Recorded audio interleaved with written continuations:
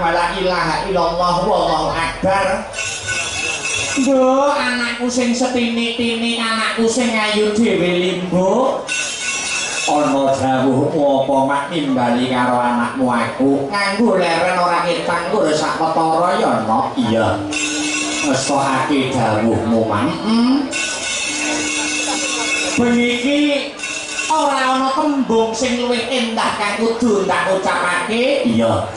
Kejaba mung ucapan lan ungkapan muja lan muji syukur marang ngarsaning Gusti kang murbeng dumadi Tuhan yang Maha Esa Allah Subhanahu wa taala Hyang Widiwasa. Ngono ya Mak.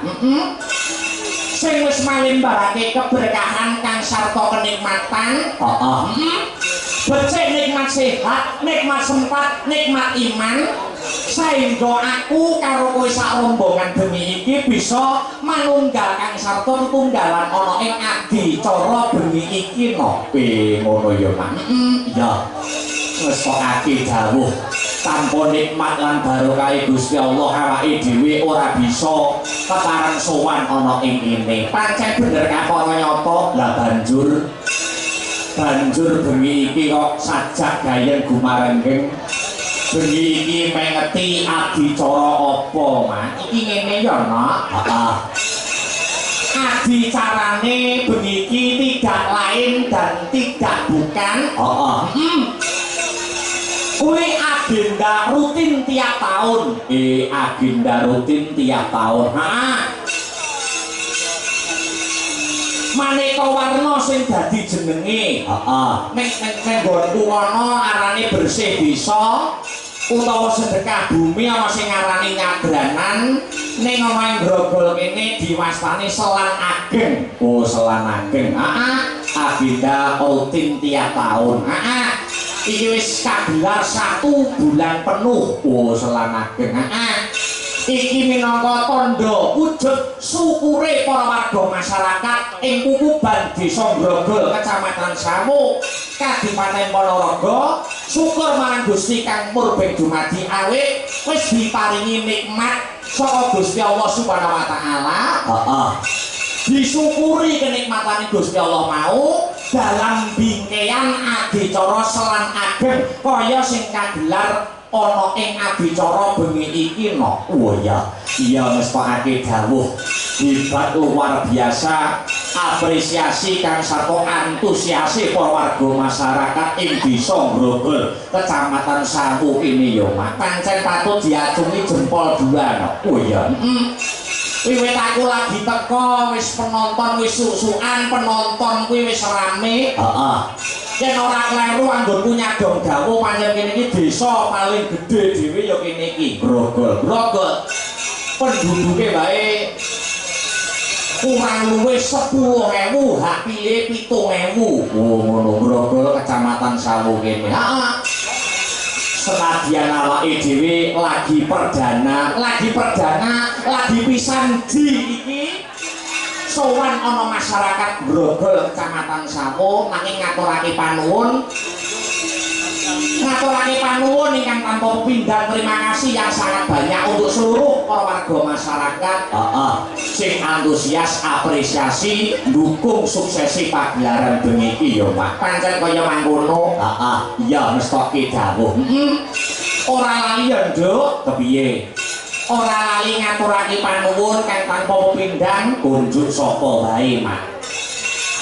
Kunjuk ingkang angka setunggal nuwun inggih punika Bapak Kepala Desa. Ngono. Bapak Kepala Desa Grogol. Nuwun inggih punika Bapak Jalu Prasetyo. Lah banjur para panitia uga ngaturake panuwun kang tanpa pepindhang kunjuk sedaya panitia ingkang ikut andil lumadining pagelaran wayang ana ing bengi iki. Kanthi nandhekan dening ketua panitia nuwun inggih punika Bapak Edi Suryono. Ngono ya Mak. Ewadene seksi wayang kulit uga ora lali Mas Agung. Lan sedaya panitia sumarang bae para warga masyarakat ing Kukuban Grogol kang ora bisa disebutake siji mbaka siji ngaturake panuwun. Alhamdulillah ya Mak. Ya ngene iki ana tetembungan tambah sedulur tambah rejeki. Heeh. Kabeh iki mergo saka anake dhewe sakanca kecipratan rezekine wong grogol sawu. Iya, wujud syukure warga masyarakat ana ing desa Grogol Sawu. Heeh. Gusti Allah wis ngandharake lumantar kitab suci. Iya. Sak sapa sing gedheke rasa syukur, sayekti bakal ditambah sing dadi nikmate. Iya. Lan sapa sing kufur ora gelem nyukuri kenikmatane Gusti, ora gelem nyukuri peparinge Gusti, bakal nampa bebendu. Oh ngono ya, Mak.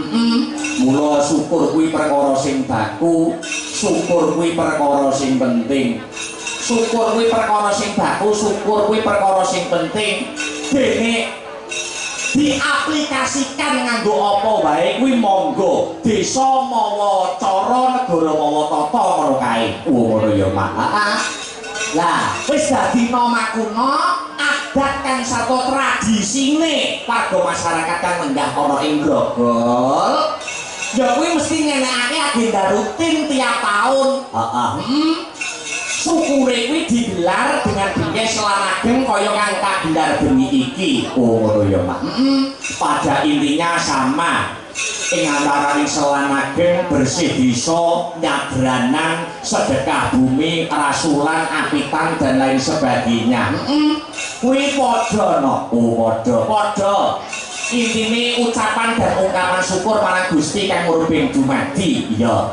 Adat utawa tradisi sing kaya bengi ngene iki ora tabrakan karo agama ya, Mak. Ora kok. Malah ana isine adicara selan ageng utawa bersih desa kaya ngene iki isine malah ajaran-ajaran agama. Oh ngono, Mak. Senadyan selan ageng kuwi dudu secara kulit dudu ora diperintahke ning agama, nanging jerone kuwi ana nilai-nilai spiritual, nilai-nilai keagamaan. Tuladane apa, Mak? Tuladane ana ing selan ageng kuwi. Iya. Ning kene ana satu nilai syukur no. Nilai syukur. Syukure para warga masyarakat marang Gusti Allah. Loro nilai sedekah, amal jariyah. Dana rasa. Oh ngono. Dana kuwi weweh, rasa wis ngarani, nyenengke wong liya kuwi wis kalebu dicatet dadi sedekah utawa amal jariyah. Sedekahe para warga masyarakat ing Kukuban Grogol ya, Mak. Ngene iki sing kecipratan rejeki sing disedekahi karo warga masyarakat Grogol sing merasa diuntungkan. Ya. Ora mung pelaku senine. Oh ngono. Ora mung dalang pengrawit pesinden. Ya. Nanging bakul-bakul kae ya melu kecipratan rejeki. Oh ngono. Ngempeke yom.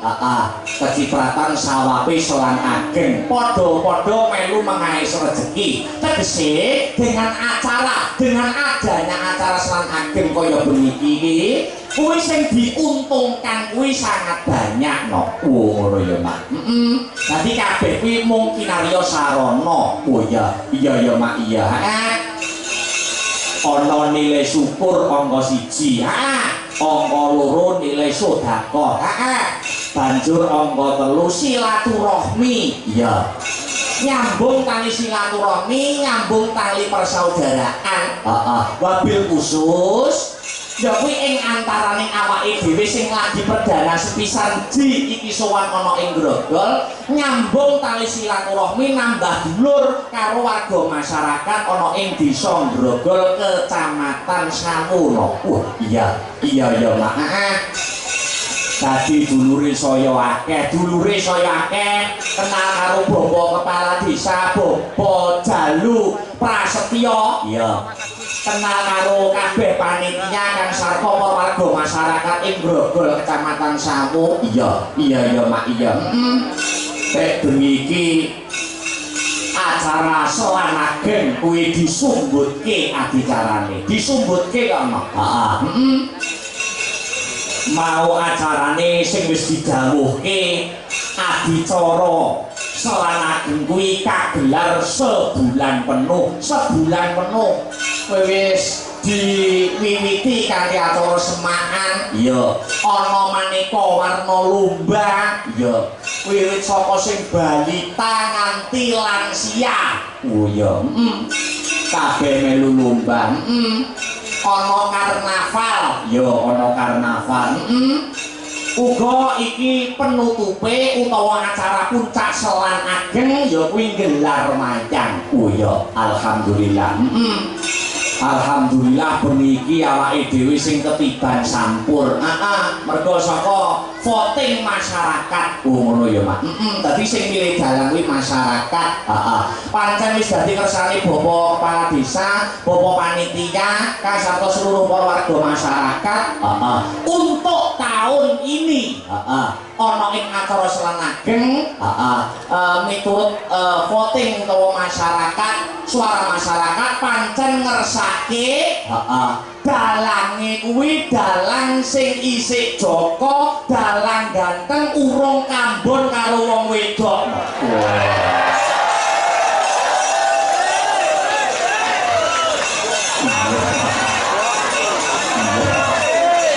Iya, wis dadi anu pilihane kuwi no. Alhamdulillah. Awake dhewe sowan rene. Lah ya mula telah golek-golek prawan grobel ini ya. Sing akeh ranggane malah. Mun gak apa-apa no. Ya mestake jamu. Dengan prinsip agama karo budaya kudu mlaku bebarengan. Oh iya. Mergo ana unen-unen saka para sarjana kang sujaning budi. Iya. Dengan agama hidup akan terarah, dengan seni hidup akan indah, dan dengan ilmu hidup akan mudah. Oh ngono ya, Pak. Wis tak sawangono, lan aku kena menyimpulkan warga masyarakat grogol. Kene kuwi agamane kecekel, ora mung priyayi budaya, ora mung priyayi sing seneng karo wayang kulit, tresna karo kabudayan. Ning kene kuwi priyayine agamis no. Oh ngono. Spirituale dhuwur. Buktine apa? Aku mau nunggone adanisa. Wah, dan isa luwatan bawaan Allahu Akbar gerutuk. Masyarakat Grogol langsung delok wayang, ndak salat sih. Ya selak rakuman nggon ora apa-apa, ngul kan mulih nek salat ngono. Iya. Iya mestake Jawa. Sing penting ora iso matur apa-apa, sing baku ndonga. Oh ya. Ndongake ngeleki desane Wirakati Grogol. Ya. Muga-muga sakrampunge seluruh rangkaian adicara selan ageng utawa bersih desa wujud tandha syukure warga masyarakat Grogol Kecamatan Sawu. Desa Grogol dadi desa sing baldatun, Toyibatun, Warupun Gofur, Gemah Ripah Lojinami Kertotata Turaharja, Murah Sandang lawan pangan, Cinaketok ing kamulyan, tinebena saka bencana alam. Muga-muga warga masyarakat Grogol sing pinaringan gerah ndang waras ndang mari ya Allahumma. Muga-muga warga masyarakat Grogol sing isih Joko, sing isih prawan dan temu karo jodone Allahumma. Muga-muga warga masyarakat Grogol sing duwe utang, muga-muga sing ngutangi lali. Muga-muga ndang iso nyaur. Kok menawa ngikhlasne ngono. Kok menawa sing ngutangi iki ngikhlasne kan malah apik lah ya. Jebul kae sing tak anti-anti wis tak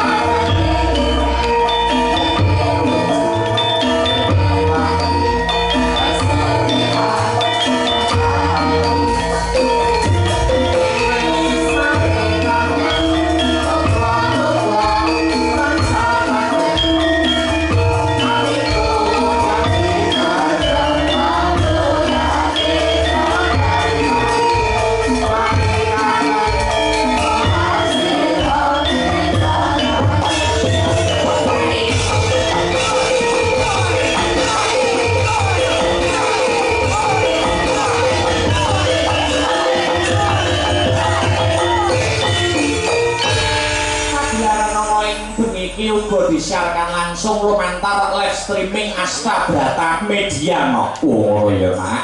Dadi sing ora bisa kepareng rawuh ana ing TKP utawa lokasi, iso memantau lumantar via streaming YouTube Astabrata Media. Oh ngono ya Mak. Dadi sing ndongake ujung mobile warga masyarakat Grogol Sawu ora mung para-para kang padha rawuh bengi iki, sing ndongake pirang-pirang no. Iya. Klebu sing nonton sing mirsani lumantar via streaming YouTube Astabrata Media padha ndongake warga masyarakat Grogol kang bengi iki ngenengake adicara ya kuwi selanageng. Ngono ya Mak. Ahli sufi mengatakan dongane wong 40 babak timbang karo dongane wali siji. Oh ya. Jadi sing marawuh iki pirang-pirang ketambahan sing memonitor lumantar via streaming. Oh ya, iya alhamdulillah wa syukurillah sing ndongake akeh sing ndongake pirang-pirang fa insyaallah bisa ngrogol pinangan berkah kang sarta barokah. Wiwit sore adicarane wis rame, wiwit sore adicarane wis rame. Udakara aku budal saka omah Nganjuk kuwi sadurunge magrib no. Oh mepet karo magrib. Alhamdulillah iso tepat waktu, tak kira randa, tak kira telat. Iya. Setengah 8 tekan kene kuwi wis akeh wis kebak penonton. Mudhun saka gerobakku aku iki tangi turu no. Iya. Mudhun tekan gerobakku aku tangi turu wis dipapak karo para ibu-ibu Grogol. Oh iya. Iya ya Mak. Luar biasa antusiase kang sarta apresiasine uyung-uyung panjenengan warga masyarakat. Ibu-ibu, emak-emak Grogol no. Oh iya. Payoh tuwek rasan aku lho. Oh iya. Tuwek do rasan-rasan. Kita akbare dalane kita. Ya ampun. Dalane gantenge dane yo manise dane lak dilati kaya apa ya. Warga masyarakat Grogol, dalan padane wedan harus dilati lho ya. Lah ya kuwi saking senenge, saking bungae, saking bombonge. Urung-urung Raden juru masak. Yo awake dhewe mengucapkan terima kasih lho. Kuwi di balik layar jarang kesebut. Nek ora ana juru pawon, ora ana sing tukang masak ngono kuwi ora iso lancar acarane. Mula aku ora setuju nek ana dalang utawa seniman utawa MC nek ngarani tukang pawon kuwi juru wingking, anu ndak setuju. Oh iya. Arep piye kae yo ikut suksese pagelaran wayang bengi iki. Sing gaweke awake dhewe kopi barang mau. Ngono kuwi iki ya jasane andile besar. Oh iya, para-para sing masak juru masak ngono kuwi ya, Mak. Kula ora setuju diarani juru wingking. Wah, Mas Akbar kula damelaken kopi niki dahare. Niki dahare niki kopine. Bayarane njaluk foto no duwe. Juru pawon bayarane nggur njaluk foto. Aku ning pondokan ditutne. Nanti aku ning jeding arep nguyuh bareng ditutne. Buse kok bola nguyuh sing melu kok piye aku. Lah iya. Ya luar biasa. Yo, piye iki saka kersane Bapak Kepala Desa kang status sedaya panitia sumrambahe warga masyarakat ing Grogol, Kecamatan Sawu, Kadipatene Ponorogo. Iki awake dhewe sowan ora ijen. Oh ngono ya, Mak. Ning uga nganti kadang-kadang bintang tamu sing suwe ora kepethuk. Ya kuwi Kang Masku sing mijil saka Ngawi. Sing daleme Ngawi ya kuwi Mas Yudo Bakiyak. Diaturi minggah ana ing pepanggungan ikut serta menyapa warga masyarakat karben ngredengke kahanan wayangan ana ing Desa Grogol kanthi adicara selanaging bengi iki ya. Mak ya wis pokoke dawuh. Dicawiske kembang cempaka. Monggo Mas Yudo kula aturi minggah wonten ing pepanggungan. Ayo, monggo selamat dados ya.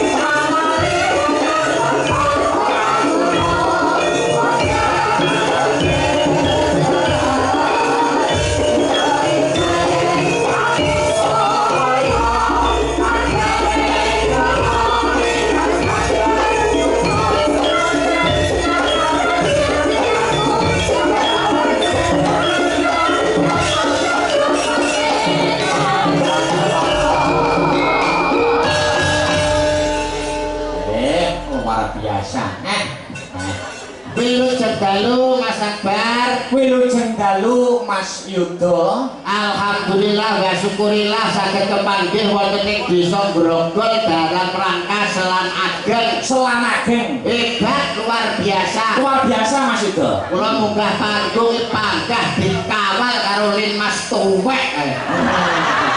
Limas ya Mas ya. Limas ke 5 tahun wis alah kula pun teng mriki tanggapan enten ping 6 sing awal nggih. Pak Dianto karo Tumingal.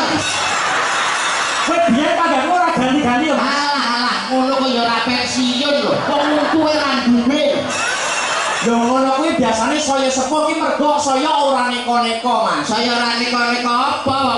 Pak Tumingal mbeli ra umum. Kok iso beling lho? Lah itu kan di samping jadi Limas. Beliaunya kan ya juga kadang jadi komentator bal-balan, komentator poli. Pinginane diserempet truk ngene. Kowe Pak Limas kuwi? Pak Tumingal. Rencana Pak Tumingal ki ora komentator poli, ora komentator bal-balan, malah enek sing telepon arep digawa ning Iran. Kok iso tekan Iran barang lho? Anu kan komentator perang.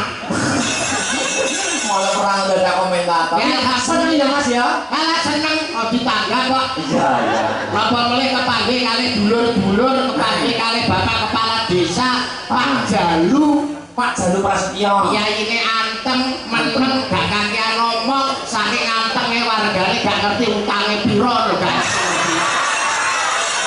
Ya utangnya ditutup ya masa wong Tapi sukses Mas pagelaran Selan Ageng.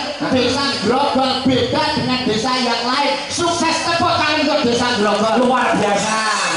Piye digagaki Mas? Masih ke desa-desa saiki lurahe padha pucet.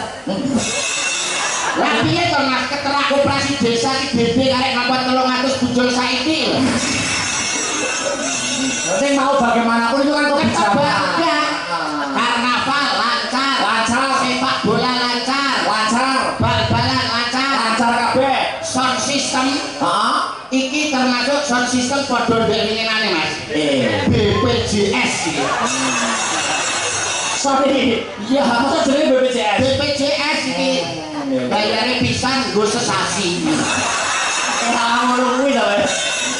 Nah, tapi kompak warga masyarakat mriki. Wah, panjenengan sing dipilih minangka dalang. Amin. Dasare isih enom, muda, ganteng, prestasine luar biasa, wayangane ya apik. Niki lho Mas Akbar dalang ganteng, tepuk tangan Ibu saya.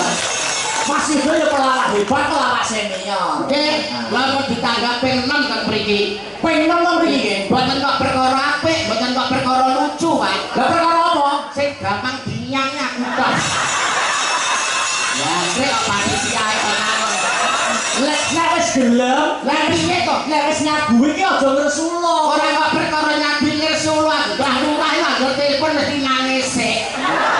Masa ora lagi-lagi telepon mbok Lagi anake. telepon. Ora salam sik, ora salam. Ora salam sik. Maksud kok kula ditulungi. Ini lho piye kon saged pripun. Lah iki rencana kula mboten badhe ndadel blas lho. Lho, kok ngono lho? Keterane mandal. Lho, modal Mas modal iki? Badhe kula daftarne mudin mriki. Lho, lah kene modine?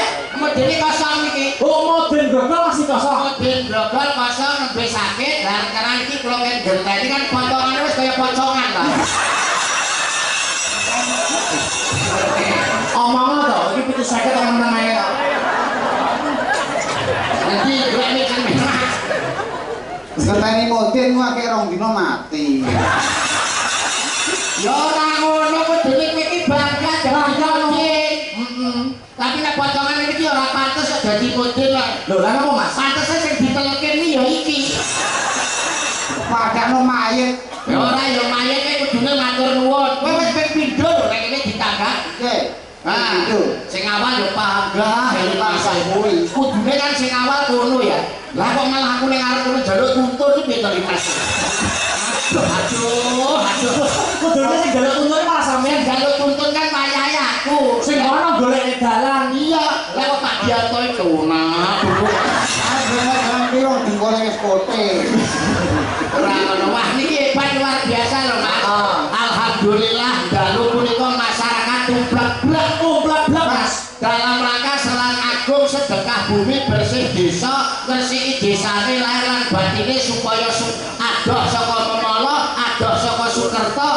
ngetokake kawilujengan katentreman lan kabahagiaan Allahumma Amin. ingkang saaturan malih warga Grogol gadah niat-niatipun caos kurma dumateng kaki danyang Nyai Danyang ingkang mapan wonten ing Grogol pramila dipun sekseni dipun suwuni berkah rahayu wilujeng serinten sedalunipun sak ngajeng sak wingkingipun.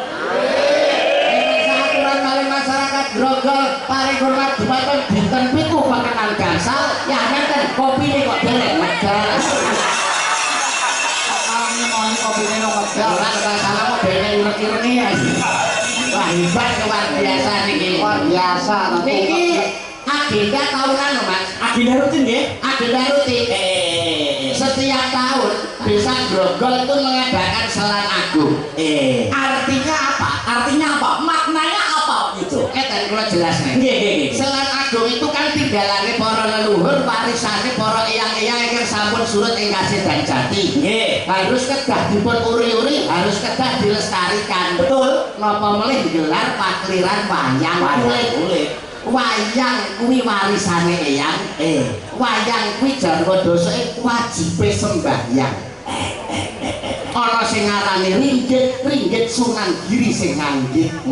Dadi iki kabeh mengku filosofi ya, Pak. Filosofi mulane nanggap wayang ngeten iki padha karo ninggali anak putu supaya paham dan ngerti dengan kebudayaan luhur. Iya. Termasuk nandur kebersihan, nandur keapian. Mbah wis nate dawuh sapa sing nandur bakal mundur, sapa sing utang bakal nyaur, sapa sing gawe mesti nganggo. Iki lho hebat. Falsafahmu ora kena dienggo patokan blas kok. Tak idoni lho iku kok malah Kowe iso nandur mau piye? falsafah para leluhur sapa sing nandur bakal mundur. Nek diterok banjir ya mundur. Nek dipangan mereng ya mundur. Oh, Sing utang bakal nyaur. kalah kok kowe utang malah minggat. Sing gawe mesti nganggo. Wong duduk kubur kowe arep digoni dhewe. Wong duduk kubur ora mungkin digoni dhewe. Sing ra gawe teko-teko ringetak. Iki lho bocah iki. Iki pepatah mbok paido to. Iki pepatah tinggalane Mbah biyen lho. Para leluhur, para mintuna, para mumpuna ki wis paring dawuh dengan petuah-petuah seperti itu supaya awake dhewe ngleksanakne. Wong bocah wae nuntun masak bar kae. Lah iya. Piyaine gagah, ganteng, nganggo blakon ya ketok bagus. Kowe ndas karo blakon gak rukun. Mas ngono kuwi sampeyan sebagai sepelane, sampeyan sebagai rekan kerjane mbok golekne blakon sing ukurane pas. Harga diri kulo kan bisa jatuh to, Mas. Wong bertahun cuman mrene kok blakon karo besok gak akur ki lho. Kuwi jane sing elek blakone pondase. Dasku apa blakone? Loro kabeh. Kok loro kabeh iki. Wong iki mau wong omah ya pas kok. Lah bar tekan kene kok krudu. Barang tekan kene iki hawane adem ndak malah muncret. Apa enek Dasar sesuatu.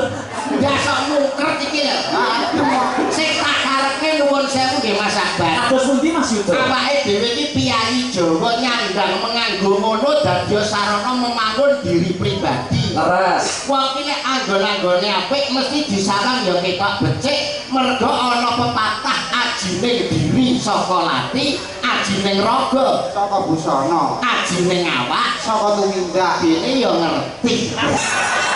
Yo ngerti. Wong iki ajining diri, Saka lati, ajining raga, saka busana, ajining awak saka tumindak. nyuwun Mas Akbar.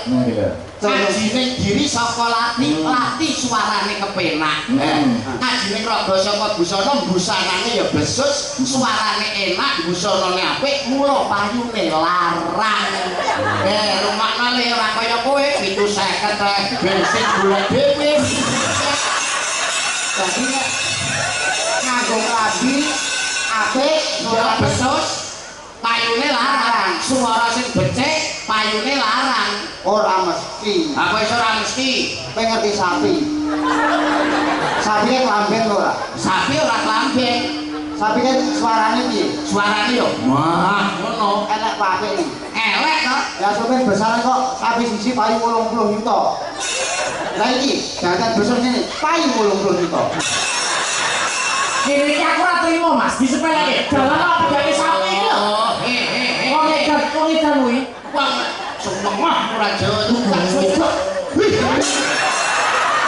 Ya Allah, suman-suman selamat. Coba basa ya ayo bali Hasan enek bas kok kaya kentang. Ngawur. Lah malah ibu ngarani jane kaya lato-lato. Iya ngawur. Lah kok ngawur lho? Iki dudu kentang, dudu lato-lato. Lah iki apa? Iki ngono tahu bulat. Iki oleh jajan 500-an kasih buat dilas. Ngarep diladas koyo sapa iki. Lato-lato. Ajine raga saka busana nyandang besus suarane apik payune larang. Larang. Alah sampeyan ora nganggo lambi, suarane moh ngono ta payune 80 juta.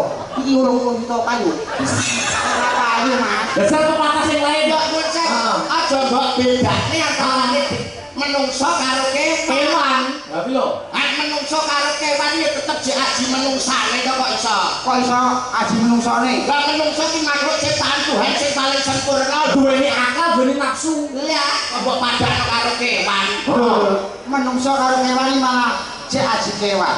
Lho iki bocah piye to? Piye to bocah kino? Wis tak mut lambemu lho. Contohnya ngene. Wah, walet kae. Walet ilere sekilo 3 juta. Walet ilere Sekilo payu 3 juta. iya. Dasar ilermu kadon.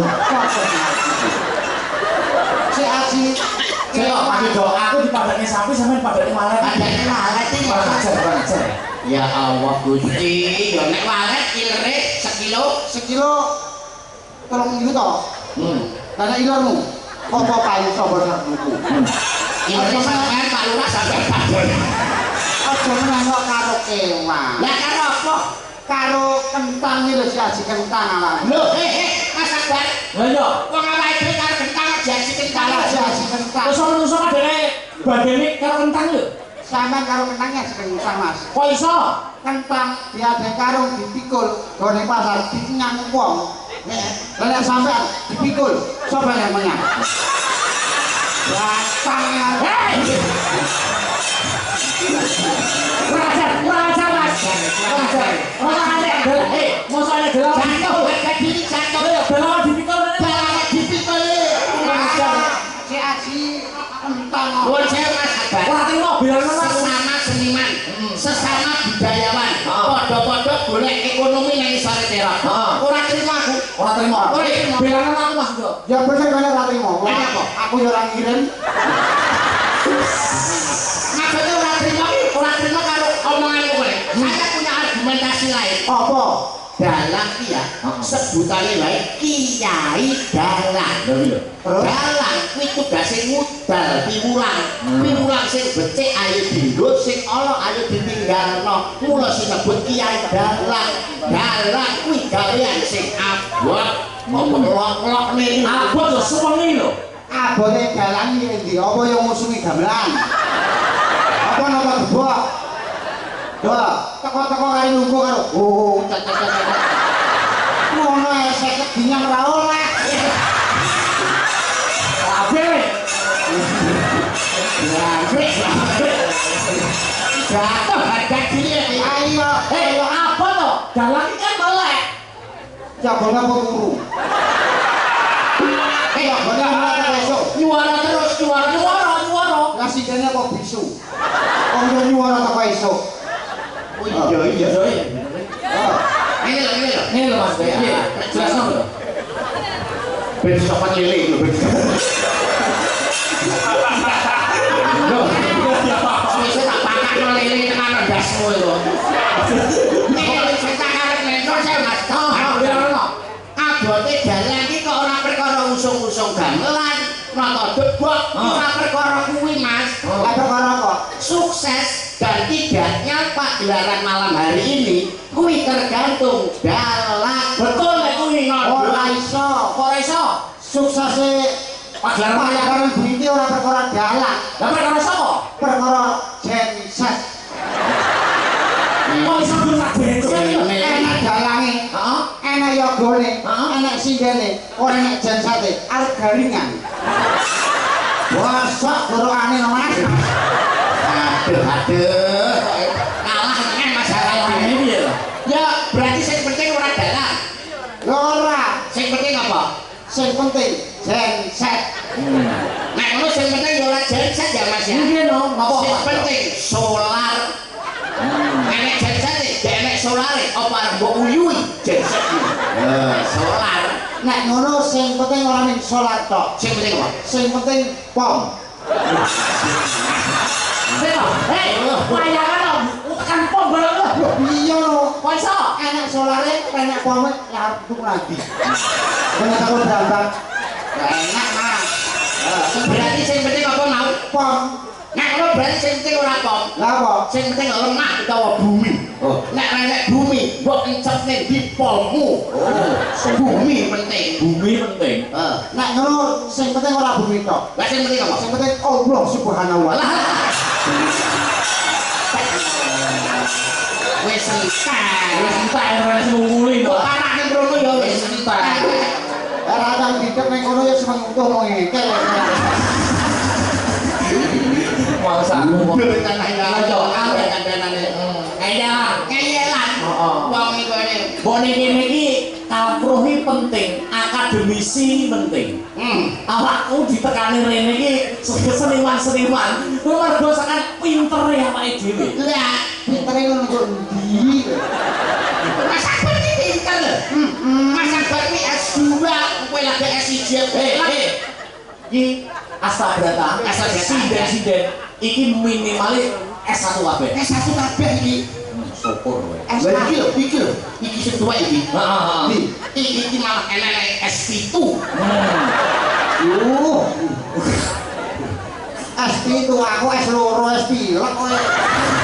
Iki sinden kabeh. Iki sinden sing berkualitas. Berkualitas. Aja mbok anggap sepele. Seniman boleh sebuah profesi seorang seniman. Tapi sivitas akademika, skill dan kemampuannya jangan boleh diadu. Ya, Boleh betul. Loh, umpama nuwun sewu Mas Akbar. Heeh. Mas Mondo iki diwenangne milih presiden sing sakmene akeh. Sing mbok pilih sing ndi? Sing mbok pilih sing ndi? Ya sing iki. Lho, anake merono. Ya apa iso tekan kono? Oh, enak milih iki. Napa kok enak? Wis kotot, Mas. Iso wis kotak iki lho. Milih sing iki wae sebelah kene nanti tekan kono. Lah khusus sing sebelah kene iki kok khusus nembang laler mengen. Bangi kalau karo dirubung lawar. Dipun keparengaken jumenengaken waranggana. Damel suka pari suka geguyonan sesarengan kelan kanca-kanca Astabrata wong suwe ora jamu. Sik, aku sing lagi pertama kepetuk ini loh, yang dari Ponorogo ini loh. Dari Ponorogo. Ini loh, ini loh. Yang mana ini? Iya, Iya jadi putra daerah. Nek ngono ya rada beda. Wis kok kana. Heeh. Wae katuran jeneng iki Pak. Jeneng kate kan. Niki. Iya. Iya, saya Pak. Pak Pak. Iki ya bisa.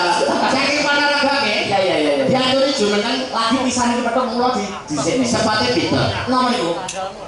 Sagung para tamu kagum sumawara putri ing kelenggan dalu punika keparaning derek hangat-hangat swasana lumantar asta brata. Senjanipun pisangat pojo temanten kekalih yen Cinandra Panyaya cantuk kowe kang punya jroning balutan padha ngorek. Ya.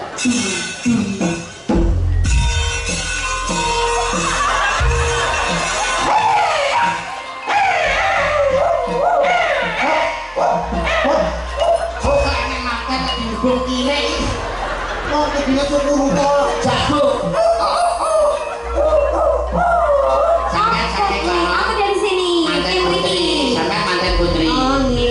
Kowe manten kakus. Kakus. Paten jundil. Manten kakung. Kula MC lho. MC harus. Kula tak MC nih Mas Mandan. Yo yo. Tangan dia ya. Nggih. Mas Agus. Ya, MC monggo.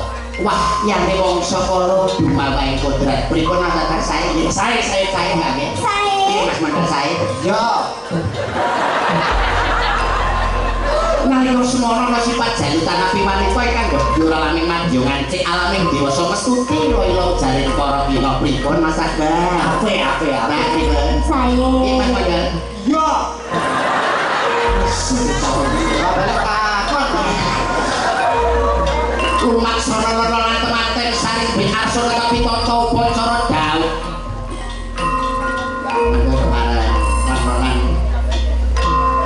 Tumuju wonten ing sasana. Temanten putri kengayu kados widodari, temanten kakung kering kencing manis. Wis mari sing dadak sing gagal kok ngene. Wong manten wedok nyisi. Ngene kok jarene. Sampeyan sing bagus ora lama sing gagal. Begini saya kan ini Mas Dianto. Mesem sidik.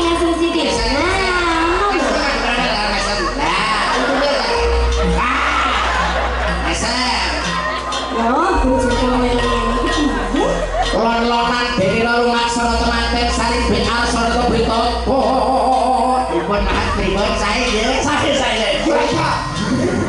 tata pacara jauh nah tapi ada nih diberikan sampai kepala temanten kekalahkan sami picek ibun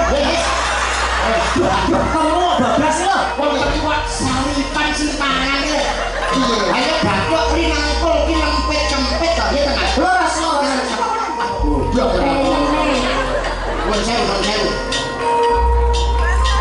Gambar sawatan nggih. Sawatan. Tradisi iki kok dijawab Tradisi. Makane saged pasne matane. Mata. Lah niku mboten beto. Ora salah. Mboten beto. Pasne matane. Karo banter ae yo ra apa-apa. Lan-lanan dene karo maksud mang. Pripun Mas sae. Sandik asore tepe pacara dapan bu ing catur mitra handae ono kaya pangari dosa kala kumlawi astane. Hambalan katal kabal.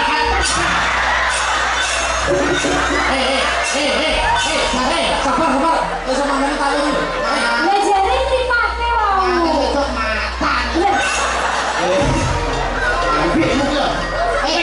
Mabuk basa. Lalu mana ini? Dalam kena mataku. Iki balane bantal Mas. Bandung nganggo suruh. Nah, sesuai aba-aba MC. Orang nganggo Suruh gak enak. Ganti gedang. Kok tinggalin botol. Oh, jaluk botol.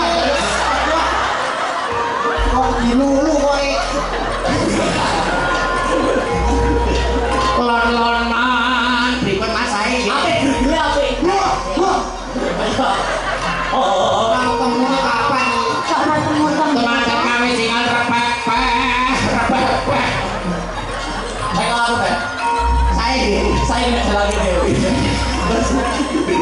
Lon-lonan dene lalu maksana. Sang pujanggane daud. Ya. Kemarin ngucap mantra sang iki dong rahayu. Wah iki. Gonggo trigonggo berdo mendak kala sirna. Assalamualaikum salam geblok basa ya ya narasem. Bilang sakit Sukerto yang sakit bilai salam. Wah, balak.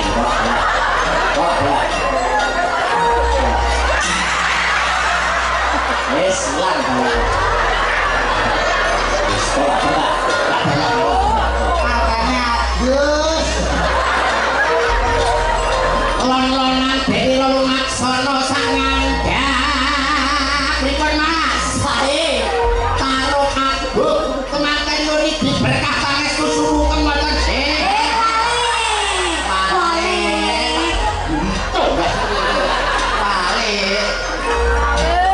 Berkah pangestu sumukan temanten. Sing kuwale sungkem iki lho. Sing sungkem ki manten wedok. Aku yang mau dikualat. Lah kok iso? Wong biasa nyunatno kene kok. Penting aku. Ora apa-apa. Manten kakung sumukem wonten kersanipun temanten putri. Sanalika temanten putri hani dak pulang Antigoni bekindhokipun temanten kakung kabeh.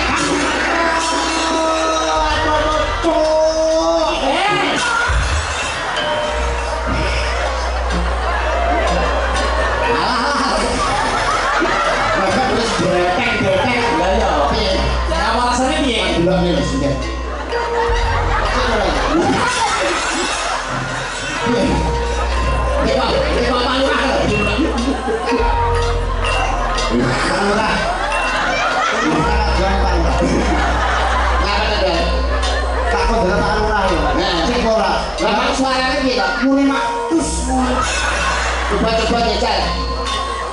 Pak Lurah sing ndi kok iso? Kan sing durang lho Pak Lurah. Pak Lurah. Nah, kan siji. Kare siji. Iya. Yo kan iki Pak Lurah bisa kok ben. Iya ora kena dinggo. Kene. Balik.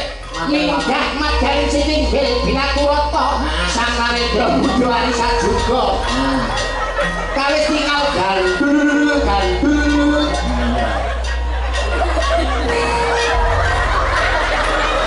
Metangnya jangan ini. Sampai loro. Lumaksana gegandengan asta datang dikang sarikma pinara sastra. Indah mat garing sing binaturata manten putri. Aku sing gandeng. Manten putri badhe keterangan manten kakung wonten ing UGD. Makan anyar wae. Lah manten anyar penyakitan ngono kok iso. Pak Lurah. Nyapa? Aku kamar kosong. Ada apa? Lho, wong panganan anyar ya langsung. Kedatangan aswa temankan saling pinunggel gamelan Lokonanta. Oh. Anis sah dadi manten. Kosong. Masa ano bojoku kaya ngono. Sing iki karo apane? Ano iki nih sirahe. Lho, ora ngerti khasiate. Apa? Kowe ora ngerti kasihane ndas dulu. Apa? Tak duwe bengi iki. Apa? Kasihane ndas dulu kuwi nek ngisor ora ngatasi, nganggo sing dhuwur. Kok apane, Dok? Ya diusap-usapne. Ambek basa iku kok iso. Ketembangan, ayo nebang. Kenjenengan apa Mas Mondal sing gandrung? Ayo. Mas Manda. Mas Mondal digandrung. Iya. Parase apa slendro pelok? Apa Mas? Mumpung pelok. Wajah ngomong welak iya. Ora slendro ae ta, apik slendro. Slendro ae lho. Slendro kuwi campur sari debagong, apik slendro. Kita sesuan. Weh, hebat nak. Diagem to, blakon iki. Blakone larang-larangi digo. Sing beses ora. Engko rasane piye mau aku ya Mas? Manten anyar mesti rasane mau wae. Lakone kuwi lho. Sane boten klodo, ngaten lak kaya bunta diwa. Ya iki kok kudu. Nah, kan. Sinebut Sebarang wis ayo. sinebut pahlawan putri Suarane apik, Mas. Apik. Raine sing elek. nek apa ya dicek kono. Lek mapalan pirang dina Mas? Hah? Lek mapalan pirang dina? Yo aku sangat 3 tahun. Tak kira 2 dina bae malah 3 tahun. Apal-apal. Ya. Ayo. Sri uning mustika tuban. Malah dengan loji. Sudah Juli. Sri kuning mustika tu. Marai. Marai. Kaya pinter-pinter dhewe marai. Betul. Aku wis sabar. Sri uning mustika Tuhan. Tuban. Oh, bukan Tuban. Wong Tuban yo anu nyembah Tuhan.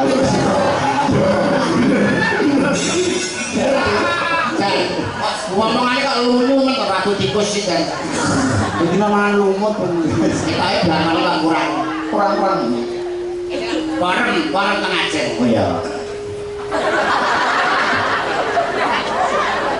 Ngeten sae. Niki nek usul dadi-dadi aman. Kok iso? Lambe rateles, irung rateles, enek terase.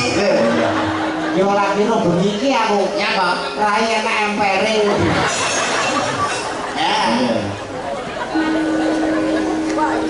Putra Kanjeng Sira lawe. Bapak jantan ya kaya piye? Wah, kemayu ke. Kemayu ke. Alah,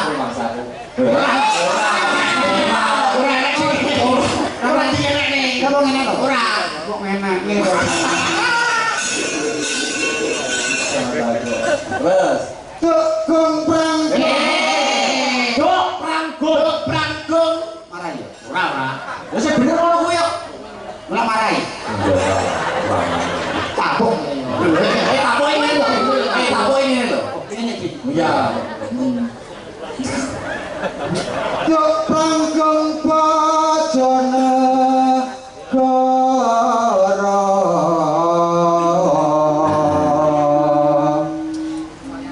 ngebelo Bebelo. marahinnya si gandrung piye gandrung nek pengen mau disilah ganteng lagi pacar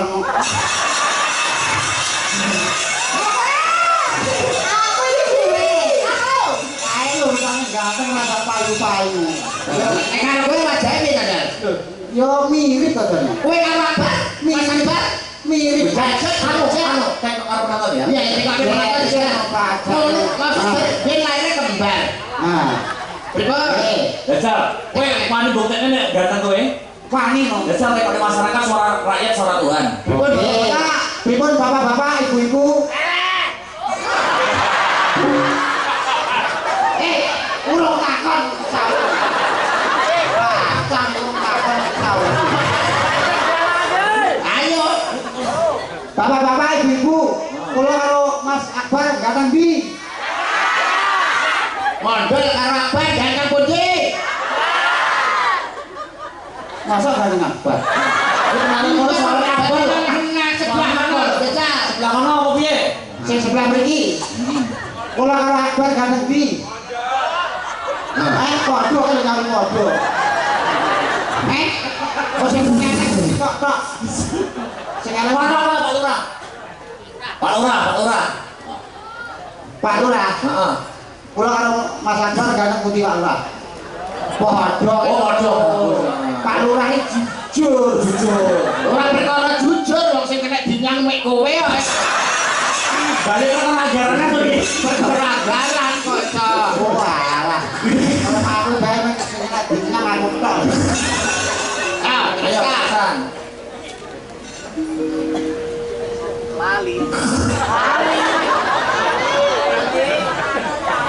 Bebelo Wirat Moyo. Dipasne. Bebelo Kowe iki Digendengin tuh. pasti rada cedak. Bebelo Wirat Moyo.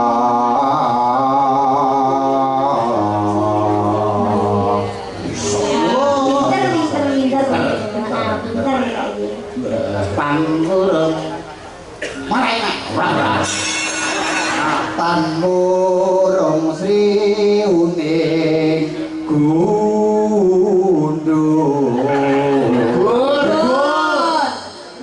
Gugur terus dipotong rambutnya tadine gundul Wes. Dadi kusumane bangsa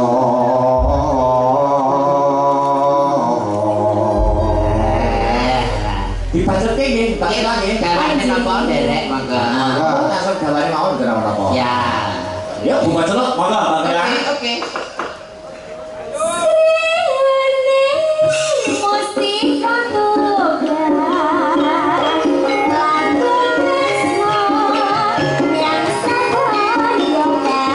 Thank you.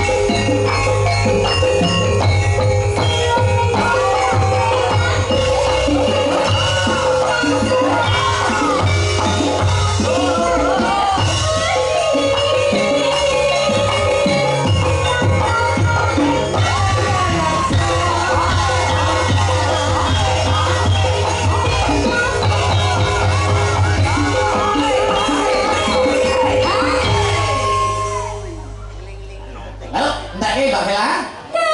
Yo.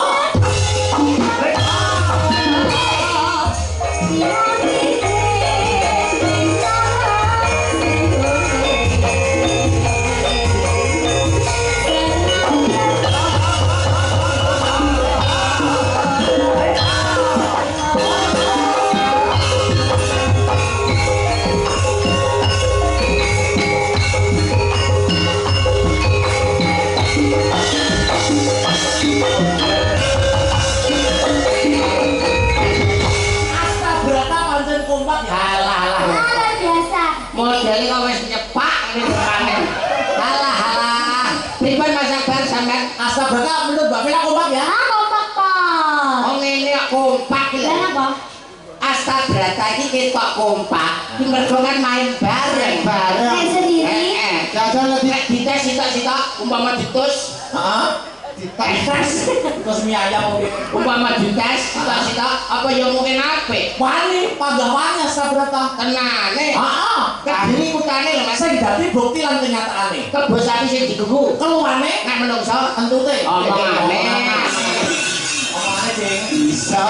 bisa. Bisa kampret iki pancen. Ya terus. Niki omong kula tes ansal nggih. Ansal monggo. Tolong untuk yang penyaron. Oh penyaran. Penyaron sik lho tak disikne no. Iya. Penyaran berapa itu? 4. Empat. Oke. Suwuk ini tadi. Suwuk ini suwuk seragenan. Suwuk seragenan. Oke. 1 2 3 ya. Ya.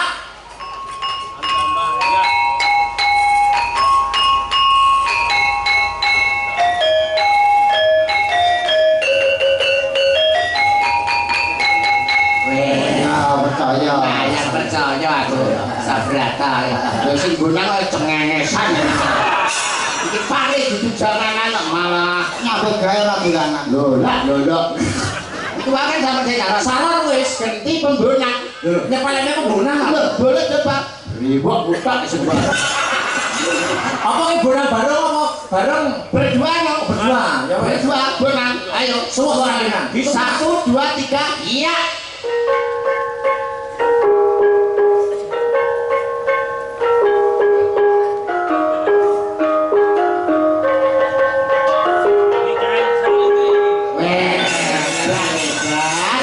Kok jadi so ya? Lah iya.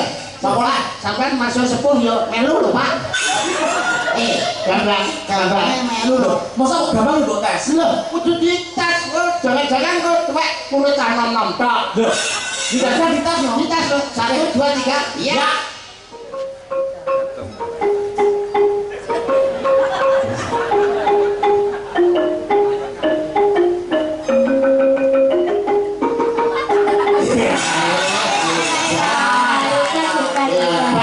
Benar. Modelmu ki lho sing kerep bapak terus dincluk ae kowe. Ya rebak barang iki Mas. Minder kita ya. Minder kan gak iso kowe. Nek delok irungmu gak iso. Bapaknya nggak begini iso. Lanjut. Macet nek gak iso. Langsung pecat coba segala. Langsung. Lho, sing tak bosei sapa? Sampean. Lah yo iso mecat sing mecat kok sampean. Anu juga kalau kamu barok. Ya yo. Yo. Saya 1 2 3 iya. Ya. Ya.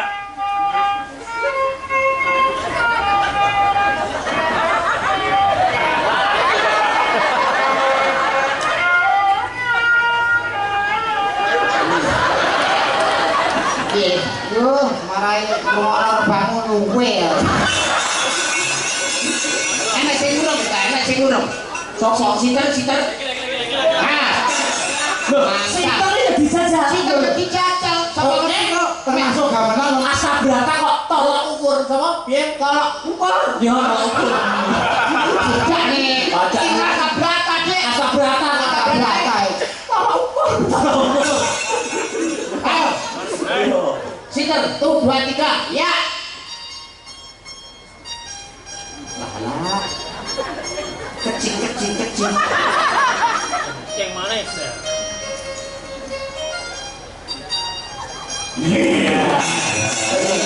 Lho sing ngempel kok malah ngapa? Masa ngempul barang yo. Buah tutupan gaya nek rumasane kene gak roh ngono wae piye. Tetep dites. Kita sing ngempel. Bang, 1 2 3 ya. Ayo.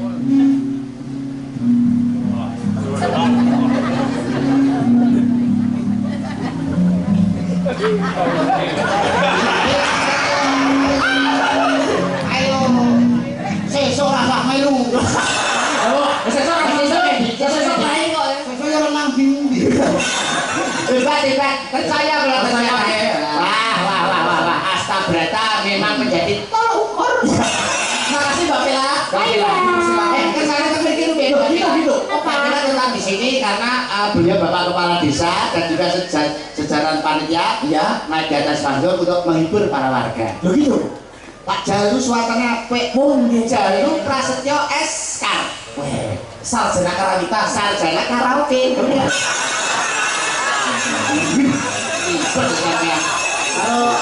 Bapak Kepala Panitia Pak Bapak kita suaranya ya jelas. Ya tuli. Ya, monggo dipun pangan saleh. Ayo. Amit asal berapa? Tolak ukur. Ya. Monggo. Monggo. Mantan saya. Kali bro. Tolong serahkan panitia.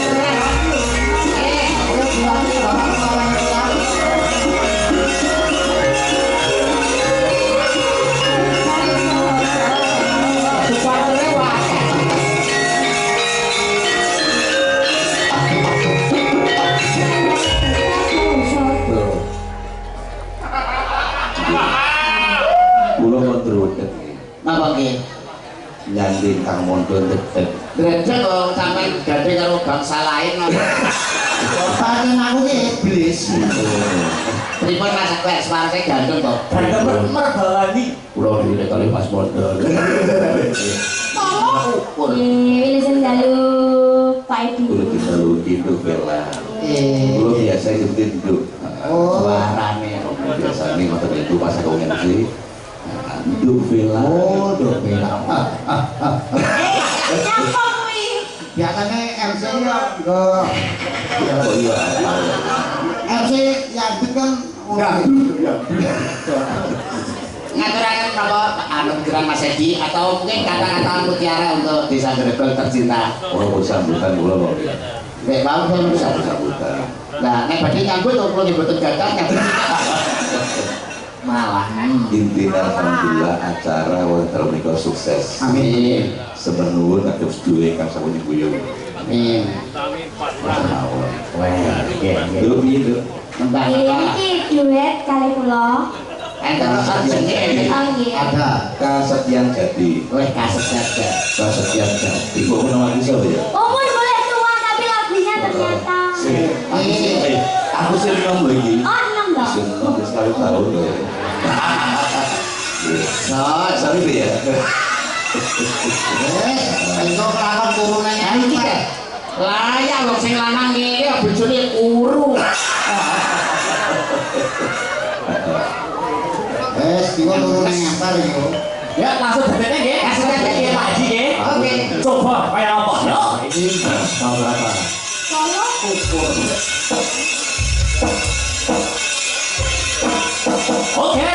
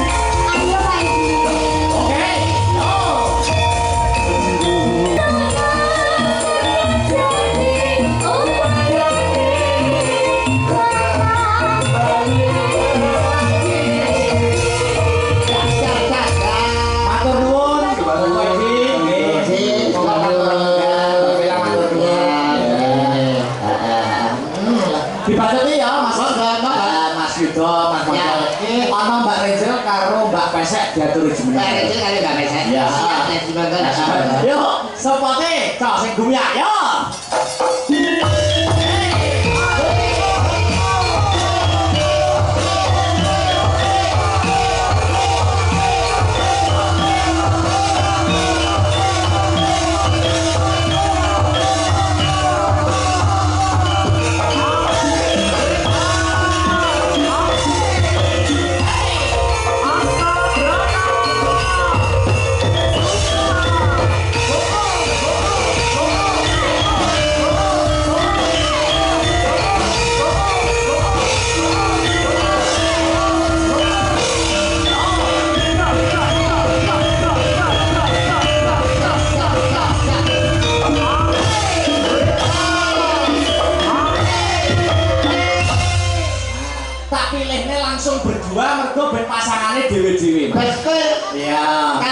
dengan Mbak Rencel kalau Mas Mondol karena ya sama-sama cantik dan sama-sama gantengnya termasuk pasangan yang radial. Apa itu? Dia bukan mobil. Oke. Niki wonten pamundutan kan. Apakah itu? Ah, menika saking dulur-dulur FMA, Family Mas Tabrata. Menika wonten ingkang ngersakaken Lintang Asmara. Wah, bisa. Ah, pasangannya dhewe lho ya. Oke, Iya. iya Rencel. Aku mulai karo Rencel iki kok aku arep gawe fan jenenge apa kuwi? Doncel Lover. Oh kuwi Yudo Rencel Lover. Saya juga apa? Model karo pesek iki apa? Masa dosek. mosok dolsek. Dolsek. Modul pesek. Model pesek. Pot. Model pesek. Diatur ya, Mas. Oke. Lintang Asmara, ayo. Siap. Didum anune. Aman. Langsung datanya Mas ya. Oke, langsung siap. Ya, oke, ayo. Oh, siapa karo materi ya? Ya.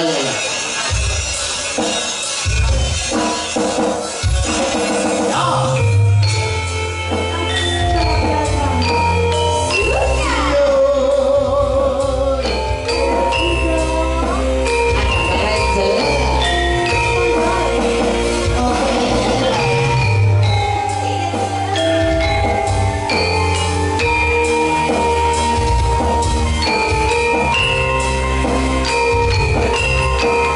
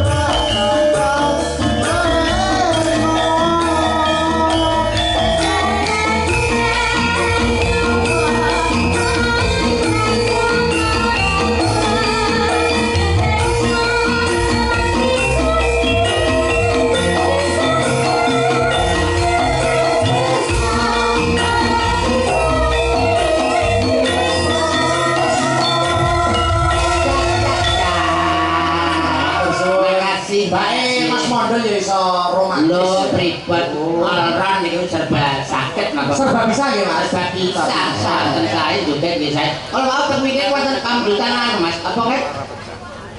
Ayu larang regane. Apa? Lah yo mbok apa to Pak? Aku kan nek kawin dereng anu. Anu ya jujurian sing kanca-kanca kompak. Ono Mbak Sinta, ono Mbak Aulia, ono Mbak Yovika. Nggih, bertiga. Bertiga. Iya, oke. Ya berdiri bertiga coba kaya apa? Seperti itu. Selamat.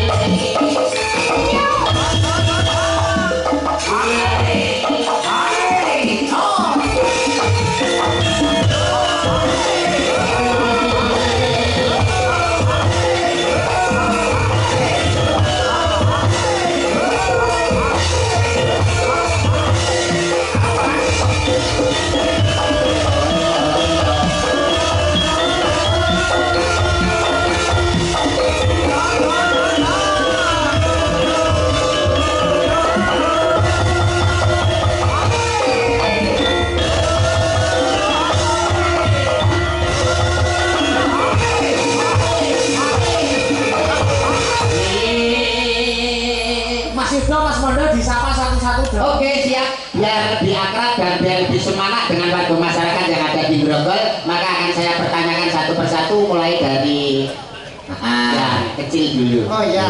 Tiga mana? Asmane ngoten, Mbak. Iki asmane wis mari karek watuke iki lho 2 dina iki. Asmane. Nama. Namanya siapa? Nggih, kula Sinta. Tempat meninggalnya, Tempat tinggal. tempat tinggalnya mana? Saking Nganjuk. Mbak Sinta asli saking Nganjuk. Nganjuk, nggih. Yang ini mempesona, angger mulih sing lanang mesti njuk. Nganjuk napa? Njuk dahar. Jono Brolino. Setunggalipun Mbak Sinten, menika Mbak Sinten. Nggih, tepangaken kula Aulia. Aulia. Inggih. Dadi damel Aulia. Nggih, nggih kebenaran niku. Saking Sidoarjo. Sidoarjo kota lumpur lapindo. Betul sekali. Ya ampun, pantesan alise kandel. Wong wedok kan ngger alise kandel, mesti liya liyane kandel. Contone. Dan lain sebagainya. Saya lihat. Saking Sidoarjo nggih. Bener. Makasih. Sama-sama. Nanti sitok enggak? Oh iya. Asmanipun, naminipun. Oh, jelek. Nggih, dari ditepangan Pak. Nggih. Dalem Yovika. Mbak Yovika. Damel Y nggih. Nggih. Kula minta damel Y. Sampeyan wetone napa? Rebo. Rebo. Kliwon. Rebo kliwon, pantes karo Jumah Pon. Lah sebabe napa? Aku lho Jumah Pon. Lah kula apa? Oh ya wis. Ora ngatuk. Mbak Yovika nggih. Nggih. Mbak Yovika asli saking pundi? Saking Ngawi. Ngawinipun. Anu, saking Babu. Iya. Balik kita jomo tak terus sambil Tembung lurus sambil mondok. sampai ngawinnya pundi. Babu Pak Do. Bangke sampean babu pundi. Babu nih. sampean babu pundi. Lha kuwi jenenge dusun. Dusun ngen kula Babu. Bangke disune sampean kan babu. Nggih. Bangke babu pundi. Dia monggo jenengan pinangan ngen kula. Sampeyan babu pinggiran apa babu sing tengah? Babu tengah. Oke, saya nek babu bagian tengah itu saya. Ora iso sae, Mas. Saya kok tahu mereka tahu mereka nek warung ngemil cilik.